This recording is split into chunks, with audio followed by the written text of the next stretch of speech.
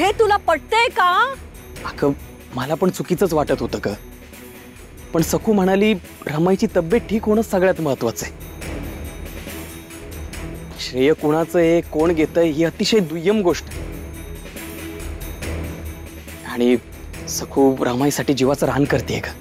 हा समंजसपणा आणि ही सेवावृत्ती, ही अक्कल त्या चिमुरडीला देवाने दिली,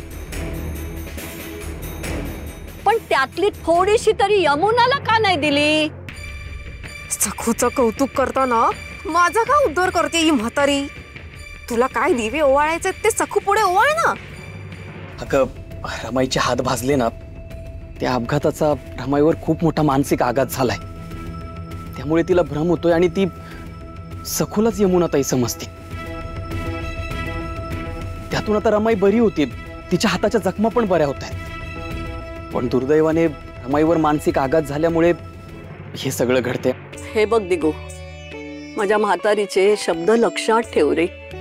तुझी जी बायको आहे ना सखू, ती साधारण मुलगी नाहीये. अरे तिच्यामध्ये काहीतरी अलौकिक शक्ती आहे. अरे ती या घरात आल्यापासून तिने सगळं काही सहन केलं, पण ती सगळं विसरली आणि ह्या खाष्ट सासूची आता सेवा करते आहे. हेच विलक्षण आहे ना रे. मला तिचं खूप खूप कौतुक वाटतं रे. मेले मी मेले मी मेले मेले मेले मेले मेले मेले बापरे मी मेले मेले मेले.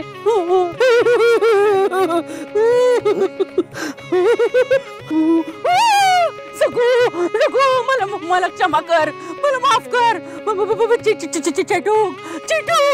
अगं वच्छे वच्छे, अगं काय झालंय काय तुला?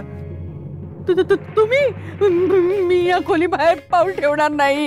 अगं असं करून कसं चालेल? आता सगळेजण भूक भूक करत जेवायला येतील. मी चूल घरात येणार नाही, मी पाऊल ठेवणार नाही तिथे. तिथे सखू चेटू करते. ती माझ्या मानगुटीवर येऊन बसेल.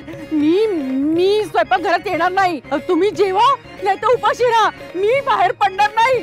बापरे, जेवायला येणार नाही, उपाशी मरणार.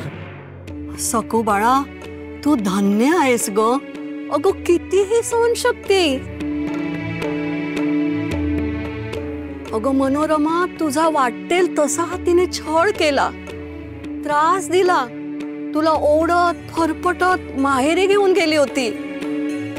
तिथे तुझ्या आई वडिलांचा अपमान केला आणि तरीही तू कसलीही पर्वा न करता तू सासूची सेवा करतेस. अहो आजी, हो ते माझं कर्तव्यच आहे, त्यात मी काही विशेष करत नाहीये.